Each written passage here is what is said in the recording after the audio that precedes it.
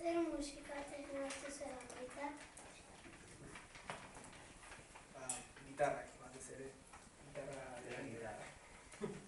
Gitarra edo. Zer zeiratzarea sortu zera? Bueno, egia esan sortu 2000 eta bat. Joseba eta Iñaki hasi zian elkarrekin jotzen. Zian kuadrilla berdinekoak eta lagun artean jotzen hasi zian.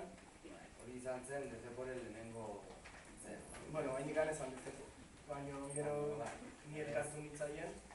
Hori da, hasi ginen zuan bezala, baina gero ja Dezepo izena jarri genuen eta 2000 eta bat.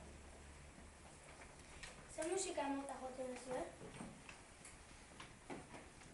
Rock and roll klasikoa. Gutxo gara,